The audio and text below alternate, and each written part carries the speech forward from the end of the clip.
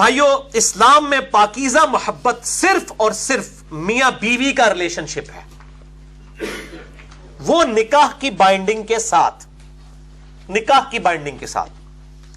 اسلام میں یہ منگیتر کا کانسیپٹ اس اعتبار سے کوئی نہیں ہے کہ کسی کا رشتہ طے ہوا ہے، ابھی نکاح نہیں ہوا تو وہ فری آپس میں گپ شپ شروع کر دیں، اور اگر منکوحہ بھی ہو، نکاح بھی ہو چکا ہو، تب بھی وہ علیحدگی میں نہیں مل سکتے۔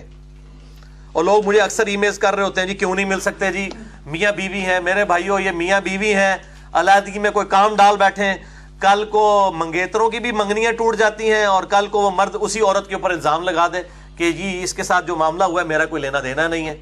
تو اس لیے بالکل حرام ہے قطعاً کہ اگر نکاح بھی ہوا ہے وہ پبلکلی ضرور مل سکتے ہیں کسی کمبائنڈ گیدرنگ میں، علیحدہ سے ایسے میاں بیوی بھی الگ نہیں ہو سکتے، بالکل کلیئر کٹ مسئلہ ہے۔ اور منگیتر والا تو معاملہ ہی غلط ہے نا جی، وہ تو رشتہ ہوا ہی نہیں ہے، اس کی تو اسلام میں کوئی حیثیت ہی نہیں ہے۔ تو یہ بڑا امپورٹنٹ ہے۔ باقی اب آپ گرل فرینڈ اور بوائے فرینڈ والا معاملہ یہ تو بالکل ہی جھوٹ ہے۔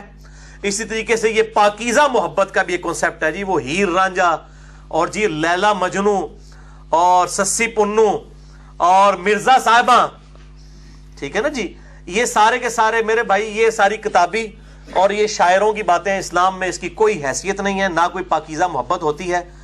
مرد و عورت کے درمیان جب وہ غیر محرم ہوں گے تو سیکس کے پوائنٹ آف ویو سے صرف اور صرف رشتہ جو ہے وہ میاں بیوی کا لاک ہے، نکاح کی بائنڈنگ کے ساتھ، اس کے علاوہ کسی چیز کی اسلام میں کوئی حیثیت نہیں ہے۔ بھائیو اسی طریقے سے یہ ویلنٹائن ڈے کے اوپر تحفے تحائف پیش کرنا اور کہنا جی یہ پاکیزہ محبت ہے، کوئی ٹچ نہیں کر رہے، یہ ذرا ان لوگوں سے پوچھیں کہ آپ کی بہن کے ساتھ کوئی پاکیزہ اس طرح کی محبت آگے کرے تو آپ کو ہضم ہوگی؟ جو دوسروں کی لڑکیوں کے ساتھ آپ یہ معاملات کرتے ہیں تو یہ بالکل بے شرمی پہ مبنی ہے، اس کی اسلام میں کوئی حیثیت نہیں ہے۔ میں نے اس لیے مسئلہ نمبر 106 ریکارڈ کروایا ہے، تقریباً 30 سے 35 منٹ کی گفتگو ہے۔ کالجز اور یونیورسٹیز کے لڑکے اور لڑکیوں کی ڈیٹس پہ ملاقاتیں، اور یہ اسی اعتبار سے یہ سارے ایشوز میں نے اس میں ریزالو کیے ہیں۔ اور میں اپنا ایک گولڈن کوٹ وہاں پر بھی بولا تھا، آج میں پھر ریپیٹ کرتا ہوں کہ میرے بھائیوں، as far as بے حیائی is concerned in this modern era، اس ماڈرن دور میں جہاں تک بے حیائی کا تعلق ہے، یہ اتنا بڑا فتنہ ہے کہ اس فتنے کا لاکھواں حصہ بھی صحابہ کرام یا اہل بیت علیہم الرضوان و علیہم السلام کو نہیں گزرنا پڑا۔ ان پہ اور آزمائش آئی قتال کی شکل میں، لیکن کیا صحابہ نکلتے تھے تو باہر بے پردہ عورتیں نظر آتی تھیں؟ یا چوراہوں کے اوپر 20 بائی 40 فٹ کے موبائل کمپنیوں کے بےہودہ عورتوں کے بینرز نظر آتے تھے؟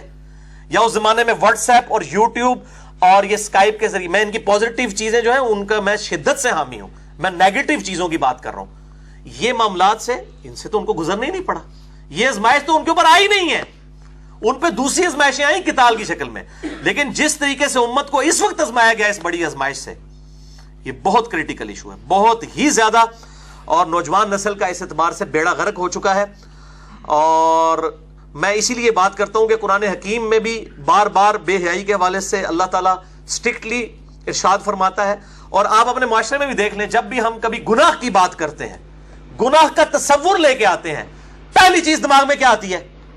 بے حیائی، سیکس، یہ نیچرل چیز ہے۔ اور اللہ تعالیٰ نے اسی لیے بڑا اسٹرکٹلی سورۃ النور میں سارے سوشل ایشوز ڈسکس کیے، اور یہ آیت میں یہاں پہ ریپیٹ کروں گا، اعوذ باللہ من الشیطان الرجیم، بسم اللہ الرحمن الرحیم۔ سورۃ النور کی آیت نمبر ہے 21، یا ایھا الذین آمنوا، اے ایمان والو، لا تتبعوا خطوات الشیطان، شیطان کے راستوں کی پیروی مت کرو۔ پنجابی جیسے کہتے ہیں تھیندے تھیندے تھی جانا ہے بندہ، جی ہم تو صرف میسیجز کرتے ہیں، پاکیزہ محبت ہے، ہم تو صرف ایک دوسرے کو دیکھ لیتے ہیں، پاکیزہ محبت ہے، کبھی ٹچ نہیں کیا۔ مجھے آتے ہیں فون لوگوں کے، وہ کہتے ہیں پاکیزہ محبت، تو میں تو پھر چڑھائی کر دیتا ہوں کہ پاکیزہ محبت کون سی اسلام میں ایگزسٹ کرتی ہے؟ یہ خطوات الشیطان ہے، یہ بینرز، یہ ویڈیوز، یہ ساری چیزیں، مت پیروی کرو ان شیطان کے راستوں کی۔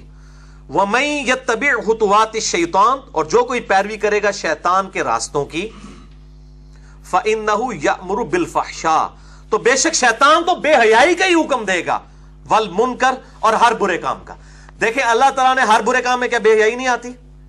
دنیا کا ہر گناہ برا کام ہے اور بے حیائی بھی اس میں سے ایک ہے, لیکن اللہ نے اسے ڈومیننٹ کر کے پہلے نمبر پہ ذکر کیا کہ بے حیائی کا شیطان حکم دیتا ہے اور برے کاموں کا. اس سے آپ کو سینسٹیوٹی کا اندازہ ہو گیا. وَلَوْلَا فَضْلُ اللَّهِ عَلَيْكُمْ, اور اگر اللہ کا تم پر فضل نہ ہوتا, وَرَحْمَتُهُ, اور اس کی رحمت شامل حال نہ ہوتی, مَا زَكَا مِنْكُمْ مِنْ أَحَدٍ أَبَدًا, تم میں سے کوئی ایک بھی ایسا نہ ہوتا کہ وہ کبھی پاک ہو سکتا, سب کے سب ہی پلید رہتے. یعنی تمہاری کوشش ضرور ہے لیکن اللہ کی رحمت بھی شامل حال ہے, یہ دونوں چیزیں پیرلل میں ہیں, تو تب اللہ تعالیٰ تمہیں گناہوں سے محفوظ رکھتا ہے, بے حیائی سے بچاتا ہے. وَلَكِنَّ اللَّهَ يُزَكِّي مَن يَشَاءُ, بلکہ اللہ تعالیٰ تو پاک کر دیتا ہے جو پاک ہونا چاہے اس کو. ایک یہ ترجمہ بنے گا, اور دوسرا یہ کہ اللہ تعالیٰ پاک فرما دیتا ہے جس کو چاہتا ہے. ٹھیک ہے جی. وَلَكِنَّ اللَّهَ يُزَكِّي مَن يَشَاءُ وَاللَّهُ سَمِيعٌ عَلِيمٌ, اور اللہ تعالیٰ سننے والا ہے اور علم والا ہے. الحمدللہ. تو یہ میرے بھائیوں سورۃ النور کی وہ آیت بڑی کریٹیکل. تو ہم صرف کوشش کر سکتے ہیں, باقی ہدایت اللہ کے ہاتھ میں ہے, اور جو کوشش کرے گا اسی کو ہدایت ملے گی. وَالَّذِينَ جَاهَدُوا فِينَا لَنَهْدِيَنَّهُمْ سُبُلَنَا, سورہ العنکبوت کی آخری آیت ہے. جو لوگ ہماری راہ میں کوشش کریں گے ان کے لیے ہم اپنی راہیں کھولیں گے. یہ ون وے ٹریفک نہیں ہے کہ اللہ تعالیٰ جو ہے وہ کسی کو زبردستی ہدایت تک پہنچائے گا. ہدایت جو ہے وہ اس کائنات کی سب سے ایلیٹ چیز ہے. یہ آپ کو فٹ پاتھ پہ, چوراہے پہ مفت پڑی ہوئی نہیں ملے گی, کوشش کے بعد ملے گی. کنو کڈ لو یہ گل, جو کوشش کرے گا اسی کے لیے اللہ تعالیٰ اپنی راہیں کھولے گا. صرف دعا کروانے سے اور صرف تمنا کرنے سے یہ نہیں, کبھی تمنا کرنے سے کسی کا پیٹ نہیں بھرا, کوشش کر کے کوئی چیز منہ میں ڈالیں گے پھر ہی پیٹ بھرتا ہے. تو باقی ہم کوشش کریں گے کہ لوگ پردے کی طرف آئیں, ادروائز زبردستی گھوٹ کے تو کسی کو ہم گھول کے حق نہیں پلا سکتے. اور دل بے ایمان تے اجتا ٹیر, پنجابی میں محاورہ بولا جاتا ہے کہ جس کا دل بے ایمانی پہ اترا ہو تو اس کے لیے حجتیں جو ہیں وہ ڈھیر ہیں, اس کے لیے پھر دلائل لیم ایکسکیوزز بے شمار ہیں. آپ 1000 دلائل بھی پیش کریں نا, وہ بات ماننے کے لیے کبھی بھی تیار نہیں ہوگا. جس کا دل بے ایمانی پہ اترا ہوا ہے, جو بات ماننے والا ہے, اس کو آپ ایک دفعہ کوئی قرآن کی آیت یا حدیث بتا دیں گے نا, وہ کہے گا جی اچھا جی منو نہیں سی پتا, میں انشاءاللہ تعالی سمعنا و اطعنا, سنا اور اطاعت اختیار کی. تو یہ معاملہ بڑا کریٹیکل ہے. اللہ تعالیٰ کی طرف متوجہ ہوں گے, پھر اللہ تعالیٰ آپ کی بازو پکڑے گا اور انشاءاللہ ہدایت تک پہنچا دے گا انشاءاللہ تعالیٰ. اللہ تعالیٰ ہمیں قرآن و سنت کی تعلیمات کے سامنے سر تسلیم خم کرنے کی توفیق عطا فرمائے.